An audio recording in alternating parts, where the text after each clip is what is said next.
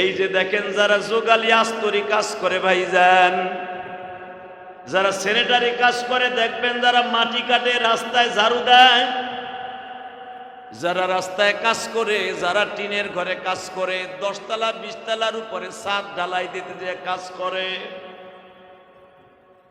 এই মাসের মধ্যে, এই বৈশাখ মাসে, জ্যৈষ্ঠ মাসে যদি রোজা হয়, এটা কি মাস চলে বাংলা?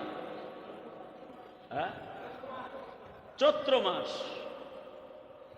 এই চৈত্র মাসে রোজাটা চালু হইল, পুরা চৈত্র মাসটা রোজাটা রাখলেন, কত গরম, পানির জন্য কলিজাটা তোমার খারকার হয়ে গেছে, কলিজাটা শুকাইয়া চৌচির হয়ে গেছে। এত কষ্ট হওয়ার পরেও, যোগালি কাজ করার পরে, রাজমিস্ত্রি কাজ করার পরেও রোজাটা ভাঙস নাই। আহারে, স্ত্রী পুত্র ছেলে সন্তানকে সুখী রাখতে যাইয়া 1000 টাকা 800 টাকার যোগালি কাজ করতে যাইয়া, সারাদিন কাজ করার কারণে 800, 1000, 1200 টাকা, 1500 টাকা যোগালি পাবি। এই আশায় যদি সারাদিন সকাল থেকে নিয়ে, সকাল 8টা থেকে নিয়ে বিকাল 5টা পর্যন্ত কাজ করতে পারস, 800 টাকা যোগালি নিয়া 1 কেজি চাউল কিনবি, ডাউল কিনবি, তরকারি কিনে বাসায় যাবি, বাচ্চা কাচ্চা নিয়ে ইফতারি করবি, সেহরি করবি বান্দা, আবার আরামে ঘুমায় থাকবি। 800 টাকার জন্য যদি সারাদিন কাজ করতে পারুস, আমি মাওলার হাতের ইফতারি করার জন্য কি সারাদিনটা রোজা রাখতে পারুস? তুই তো জানোস না রে পাগল, পানির পিপাসায় কাতর হইয়া রোজাটা যখন তুই রাখোস, আমি আল্লাহ ফেরেশতাদের ডাইকা ডাইকা বলি, দেখ আমার বান্দা ছাদ ঢালাই দিতেছে 10 তলার উপরে, রোজাটা রাইখে আমার বান্দা পানির জন্য পানি দিয়ে কাজ করে, ইচ্ছা করলে পানির নলটা গালের মধ্যে দিয়ে ঢক ঢক করে পেটটা ভরে ফেলতে পারে, পারে কিনা? সে পানির কাজ করে, পানি দিয়ে ঢালাই দিচ্ছে, পানি তার হাতের কাছে, কিন্তু আমি আল্লাহর ভয়ে পানিটা পেটের মধ্যে দেয় না। এ ফেরেশতারা সাক্ষী দাও, লাআল্লাকুম তাত্তাকুন, আমার ভয়ে আমার বন্ধু হওয়ার জন্য যখন রোজাটা ছাইরা দিল না, আমি মালিক তোদেরকে সাক্ষী রাখলাম 2025 সালে চৈত্র মাসের রোজাটা এত কষ্টের পরেও ছাড়িয়া দেয় নাই। আমি আল্লাহ ওয়াদা করছি, পরে আমি নিজের হাতে পুরস্কার দান করব। দোকানে চাকরি করে, গাঠিটা উঠাইতে, মালগুলা সাজাইতে, কুড়াইতে কত কষ্ট হয়, পানির জন্য জিহ্বাটা শুকায় গেছে, আহারে আলা জিহ্বাটা শুকায় গেছে, কথা বলতে গেলে জিহ্বা ঘোরে না, কারণ মুখের মধ্যে লালা নাই, লালাটা শুদ্ধা শুকায় গেছে। ওই সময় যদি 2 লিটার 5 লিটার একটা ঠান্ডা পানি দেয়, 5 লিটার পানি ডক ডক করে খেয়ে ফেলতে পারবে এমন পিপাসা। সব কিছু বাদ দিয়া আমার পাগল আমার ভয়ে রোজাটা ছাইরা দেয় নাই। তোরা সাক্ষী থাকবে ফেরেশতা, আমি যখন হাউজে কাউসারের গিলাসটা ওর ঠোঁটের কাছে ধরবো, ওর ঠোঁটের কাছে হাউজে কাউসারের গিলাসটা ধরে বলবো, এই পানিটা আমি আল্লাহর কুদরতি পানি গো,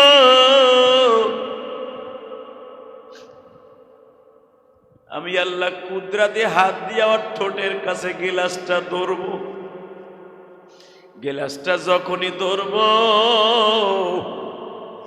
গিলাসের পানি খাওয়ার আগে ওর চেহারাটা পূর্ণিমার চাঁদের মতো হয়ে যায়, কারণ ওই গিলাসটা দুনিয়ার কোনো কাজ দিয়া বানাই নাই, দুনিয়ার কোনো মার্বেল দিয়া বানাই নাই। যেই গিলাস দিয়ে তোর ইফতারি খাওয়াবে হাউজে কাউসার, ওই গিলাসটা আমি আল্লাহর নিজের কুদরতি ফ্যাক্টরিতে বানাইছি। তুই জানোস নি ওই গিলাসটা কি দিয়া বানাইছি? আমি জামরুদ পাথর দিয়া বানাইছি। ওই জামরুদ পাথরের মিসাল যদি দুনিয়ার কোন জিনিসের সাথে করতাম, এক টুকরা জামরুদ পাথর এই পৃথিবীকে ৮০,০০০ বার বিক্রি করলেও এক টুকরা জামরুদ পাথরের শূন্যস্থান পুরা হতো না।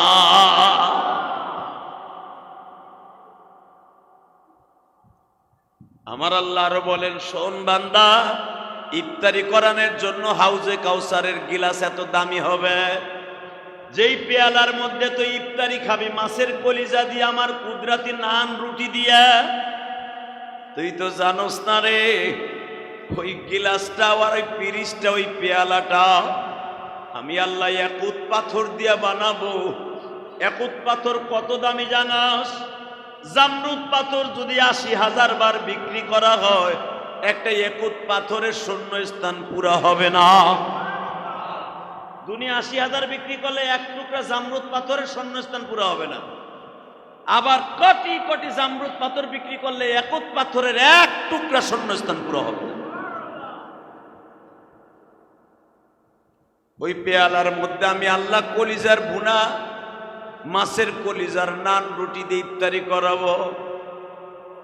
যখন আমি তোর ইফতারিটা সামনে দিব, তুই এমনি বলে ফেলবি, মালি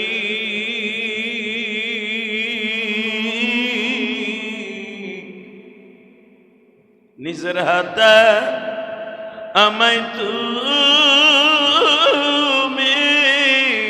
বানায়া কেমনে দিবা জাহান্নামে ফেলা।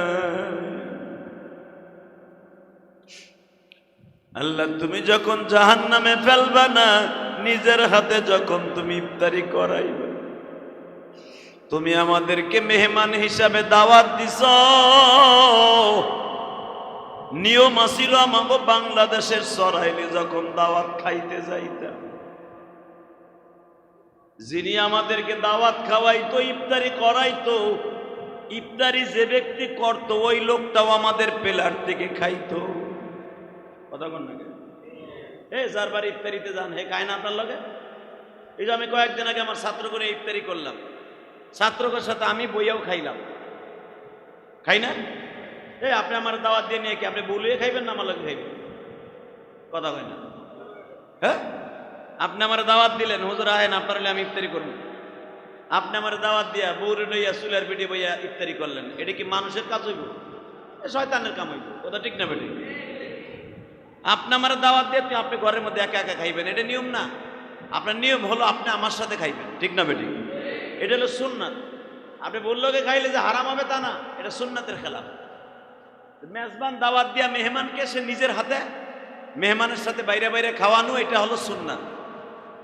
ঠিক আল্লাহ যখন আমাদের ইফতারিটা সামনে আনবে, তখন প্রত্যেকটা মানুষ আমরা বলবো, যারা আজকে ২৭ দিন পর্যন্ত রোজা রাখছি, জুমাতুল বেদায় হাজির হয়েছি, এই মানুষগুলো আল্লাহর কমু, তুমি আমাদের দাওয়াত দিয়ে ইফতারি করানোর হুকুম দিয়া তুমি যদি এখন আমাকে লগে না খাও, এটা কেমন দেখা যায়? সুবহানাল্লাহ কইলেন না? আরো জোরে, আরো জোরে। আল্লাহ খায়, এই কথা কর না? আল্লাহ খায়, ঘুমায়। আল্লাহ আল্লাহ আল্লাহ। যখন আপনি আর আমি কমু, আমি জানি তুমি খাও না, কোনোদিনও খাও না। মুসা পয়গম্বর তোমার জিজ্ঞেস করছিল, আল্লাহ তুমি খাও না জানি, খাইলে কি খাইতা? তুমি বলছিলে আমি খাইলে দুধ খাইতাম। দুধ কি খাইতাম? হ্যাঁ, ঘুমাইছিলি না? ইবাদত তো করেন নাই, ঘোড়ার ডিমের ইবাদত করছেন। তারাবিটাও তো পড়েন নাই অনেকে। এখানে যদি আমি ইন্টারভিউ নেই, তারাবি গতকালকে কয়জনে পড়ছেন? আমার মনে হয় যেগুলা লোক হয়েছে শতকরা ৭৫% কইব তারাবিও করি নাই, কদর তো বাদ দিলাম। এমন আল্লাহর কুতুব আছে না নাই?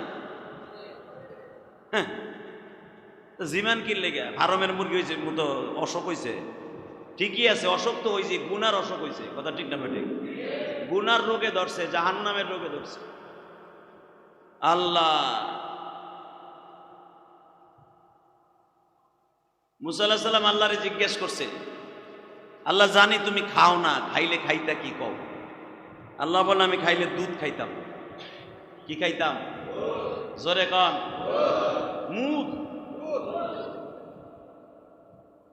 কি খাইতাম? দুধ। আল্লাহ, আমি একজনে বলছিলাম জান্নাতি ইফতারি করার জন্য যা চাবেন তাই পাবেন।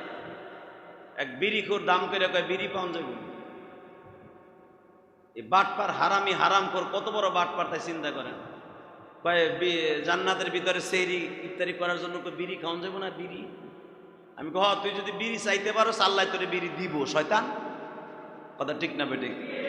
আল্লাহ জান্নাতের ভিতরে কোনো হারাম জিনিস খাওয়াবে না। আলহামদুলিল্লাহ বলেন। যা খাওয়াবে নির্ভেজাল ফরমালিন মুক্ত জান্নাতের নেয়ামত খাওয়াবে আল্লাহ।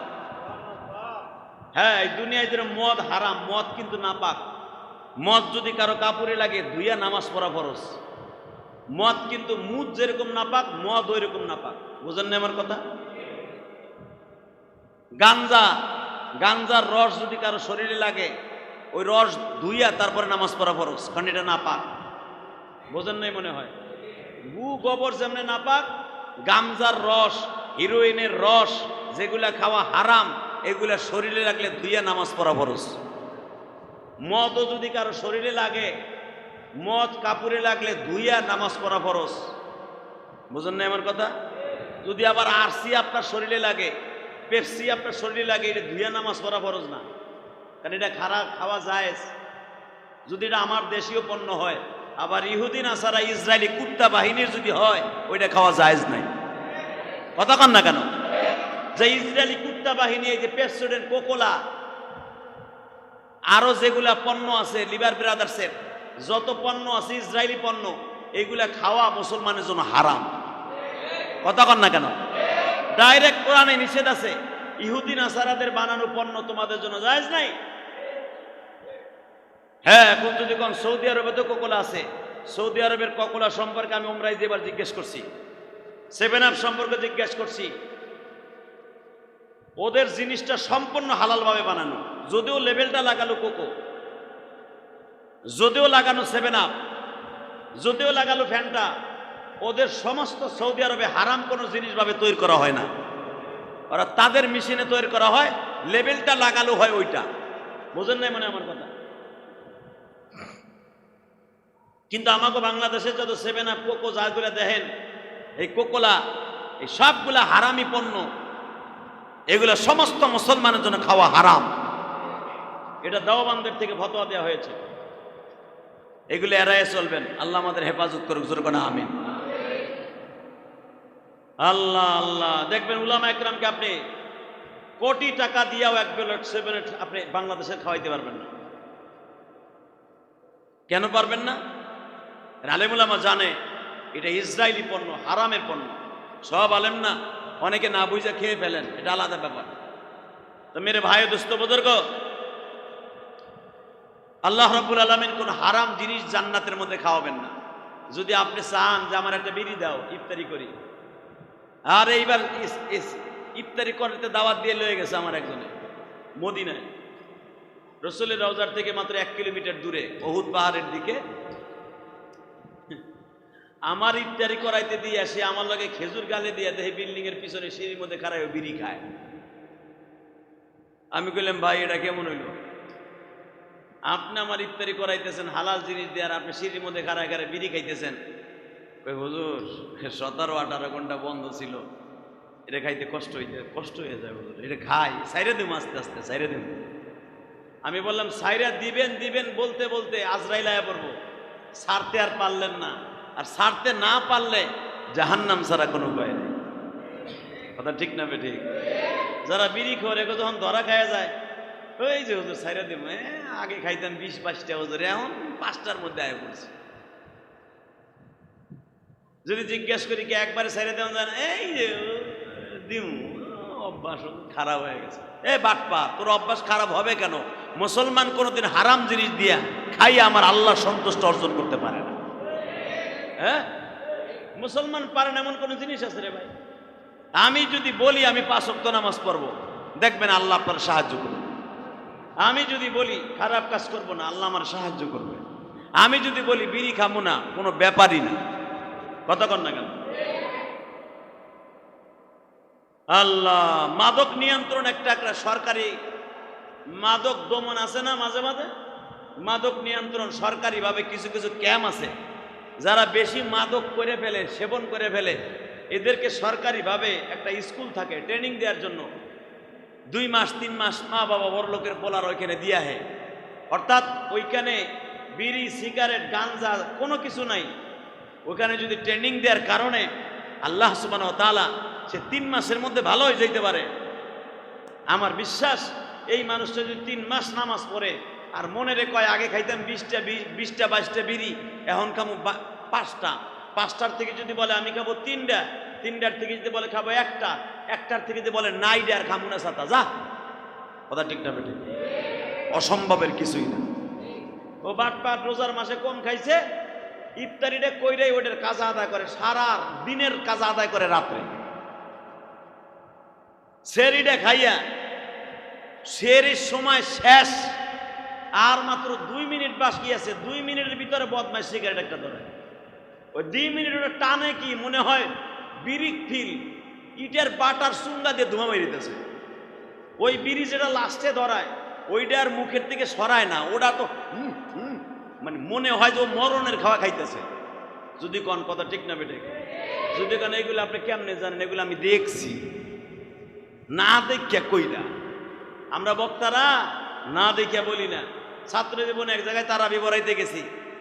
ওই তারাবি পড়ানোর সভাপতি ছিল 1 নাম্বার বিড়ি খোর। যদি বাংলাদেশ ইন্টার বই তো 1 নাম্বারে যাইতো ওই জামানায়। লোকটা মারা গেছে, আল্লাহ মাফ করুন। এই যে কয়েকদিন আগে ওয়াজে গেছিলাম হের গ্রামের বাড়িতে, হের পোলার সভাপতি এখন মাহফিলের ছিল। তা আমার তো হের পোলারে দেখে মনে পড়ে গেছে তোর আব্বা 1 নাম্বার বিড়ি খোরা ছিল। তারপরে জিগাইছি, কিরে তুমিও খাওয়াটাও নি? না হুজুর, ওই গু আমি খাই না। আলহামদুলিল্লাহ বললাম। তখন মনের মধ্যে ভালো লাগলো যে বাপ বাংলাদেশের 1 নাম্বার বিড়ি খোরের মধ্যে 1 নাম্বার গেলে হয়ে যাইতো গা। হেই বেটার পোলা বিড়ি খায় না, তাহলে বোঝা গেল বাপের সবকিছু পোলারা পায় না। কথা কন না কেন? বাংলাদেশের 10 জন বক্তার ভিতরে আমার একজন ধরন যায় না। কথা কন না কেন? আপনি না ধরলে কি বেটারা ধরে? কারণ আপনি আমার পাশের বাসার মানুষ, আপনি আমার চিনবেন না। আপনি খালি চরালটা সাইরা 9 বাজার যান, তখন দেখবেন ইলিয়াস রহমান জিয়াদের বগলের ঠেলাটা কত। কথা কন না কেন? রসুল্লে যদি মক্কার মানুষ চিনতো, জীবনে তার হিজরত করা লাগতো না। জীবনটা ভর জান্নাতুল মুআল্লায় রসুলের কবর হইতো। কথা ঠিক না বেঠিক? তো আমি যে বক্তা, আমার পোলা যেগুলো হয়েছে একটাও বক্তা হইব না। আমি তো বুঝে লাইছি এগুলো একটাও আমার মতো হইব না। কথা কর না কেন? হ্যাঁ, আমার মতো হওয়া তো দূরের কথা, তার আমি পড়ায় তাও ঠ্যাং কাঁপে দেখি মাঝে মাঝে। আর আমি তো এমপি কন, মন্ত্রী কন, আর প্রধানমন্ত্রী কন, ছাতা মাথা ওগুলা পাশে বয়ে থাকবো, একটা পশমের সমতুল্য মনে করি না। কথা কর না কেন? কত এমপি মন্ত্রী আছে চেয়ারে বই, আমার সামনে 2টা কথা কইব, এ মনে হয় প্যান্ট মুদ্দা ভিজাই দিব। কাঁপে আমনে কাঁপে, কি কইব আর কি ঠেলা খাইব। কারণ ও মাউটটা থইলে তো আমি শুরু করবো বুলেট, জানে? কারণ বাংলাদেশের উলামা একরাম কোনোদিন কারো ভয় করে কথা বলে না। এদেরকে আল্লাহ আলাদা একটা মেডিসিন দিয়ে বানাইছে। কথা কন না কেন? মামুনুল হক রে 3 বছর জেল খাটাইছে। যেইগুলো যে পিসকি রফিকুল ইসলাম মাদানি 3 বছর ওরে ধৈর্য খালি ওয়ালের সাথে আশ্রাইতে শুনছি। ওরে ল্যাংটা করে জাইঙ্গা পড়াইয়া হাতির জিলে নিয়ে পানির মধ্যে শীতকালে নামাইয়া এরপরে চেঙ্গি দিয়ে এইভাবে মারছে। বাইরানের পরে কি মুখ বন্ধ হয়ে গেছে? হ্যাঁ, ওটা যদি আমারও জেলখানায় নাই, আমি জেলখানাতে বাইরে আগের তার বোমা বেশি হল। এই লেগে সবাই ধরে না সহজে। মনে রাখবেন, ইউসুফ আলাইহিস সালাম 13 বছর জেল খাটছে বিনা অপরাধে। ইউসুফ আলাইহিস সালাম 13 বছর জেল খাটে বাইরানের পরে কি হয়েছিল জানেন? সারা দুনিয়া ইউসুফ আলাইহিস সালাম নিজের বগলের মধ্যে মনে করতেন। সুবহানাল্লাহ কইলেন নামে। এবং যেই জুলাইখা ইউসুফরে জেল খাটাইছিল, এই জুলাইখারে চুল ধইরা ইউসুফ আলাইহিস সালাম বলছিল, এখন তোর স্বামী কই? তোর বাপ কই? তোর বাপও তো প্রেসিডেন্ট ছিল, তোর স্বামীও প্রেসিডেন্ট ছিল। এই সেরি পারলে কর এখন ইউসুফ আলাইহিস সালামের একটা লম্বা সোজা। তখন আল্লাহ পাক, নবী তো ওহী দিয়ে সাথে সাথে আল্লাহ বলে দিয়েছে, ইউসুফ রে এই কামটা তোমার। সুবহানাল্লাহ কইলেন না? এই কামটা তোমার না। যেই জুলাইখা তোমার একটা তোহমাত দিয়ে জেলখানায় দিছে ঠিকই, কিন্তু জুলাইখা তোমার স্বর্ণের খাটে শোয়াইছে। এই পৃথিবীর সবচেয়ে দামি দামি পাঞ্জাবি গুলো তোরে পরেছে। ইউসুফ এখানে শেষ না, আমি আল্লাহ তোমারে বলতেছি ওহী দিয়া, পৃথিবীর কোন মানুষ যদি আরাম আয়েশের দিক দিয়ে এক নাম্বারে কোনো মানুষ যায়, সেই ব্যক্তিটা হলো তুই নবী ইউসুফ। পৃথিবীর কোন নবী স্বর্ণের গেলাসে স্বর্ণের প্লেটে খাবার খায় নাই, জুলাইখা তোরে খাওয়াইছে। সুবহানাল্লাহ বললেন না? তাই মহিলাটা হয়তো একটা তোহমাত দিয়ে তোরে 13 বছর মিথ্যা অপরাধে ধর্ষণ মামলায় 13 বছর কাটাইছে, কিন্তু মহিলাটা তোরে 18-19 বছর পর্যন্ত তোরে স্বর্ণের খাটে শোয়াইছে, স্বর্ণের প্লেটে খাওয়াইছে, স্বর্ণের গিলাসে তোরে খাওয়াইছে। ইউসুফ, এই অবদানটা বলিস না। সাথে সাথে ইউসুফ আলাইহিস সালাম সেজদায় পড়ে কয়, আস্তাগফিরু লিযামবি, আস্তাগফিরু লিযামবি, আস্তাগফিরু লিযামবি। আল্লাহ, আমার ভুল হয়ে গেছে, আমার ভুল হয়ে গেছে, আমার মাফ করে দাও। সুবহানাল্লাহ বলেন না? হয়তো নবী বিদায় সাথে সাথে স্যালেন্ডার করছে। আমাদের জীবনে কত ভুল হয়ে যায়।